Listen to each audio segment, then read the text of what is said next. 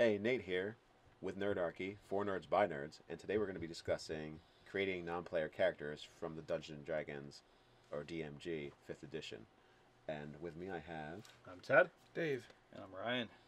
But if you want to try and fill your world with characters that have real stories, real life going on, but it's not important to the story, you can use the charts that are in here. Just grab your 2d10s or whatever dice, or the d20s. You know, and you can flavor people to put into your story. You know, you got a random guy in a bar, and you can just roll, and okay, here's somebody that's random, and you know, it'll give the player something to connect with. You know, you have prep time for your sessions, but you can also set aside just game prep time, right? Mm-hmm. So where you just go to this table and you make a stack of index cards, you know, or open up a file on your computer, however you like to save the information, and just have a collection of them ready to go. So, you know, during the game, if you're not good at improv and you don't want to slow it up, but like with all these dice rolls behind your DMG screen, and like, what are you doing back there? What is going on? I mean, you can always just pull an NPC out of your butt, like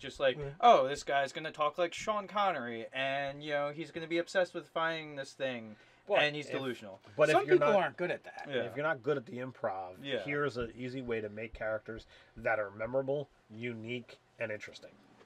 No, true. Bingo. True enough. And, you know, with the 8 different types, even though we're not going to specifically do villains, it's important to note, like, you could absolutely, right, have someone that starts off in your game just as an extra. What's an extra? They're just in the background. They have no stats. They have no traits. And, you know, maybe they're a member of SAG. Maybe they're not. Yeah. they somehow go from being an extra to a hireling because you just grabbed, you know, a kid out of the crowd and go, hey, I need you to run an errand for me. Here's a copper, right?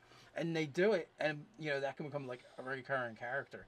Well, all of a sudden, you know, for whatever reason, that character becomes a NPC party member who's traveling with you guys.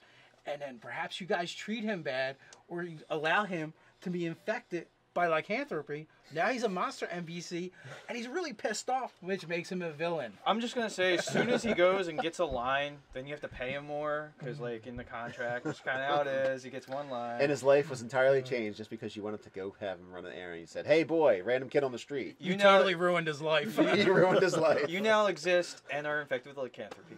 So with that, click like, comment, subscribe. Yeah, you can hang out with us on Facebook. Or Nerdarchy.com. Or check us out on Reddit. So until next time, Stay nerdy.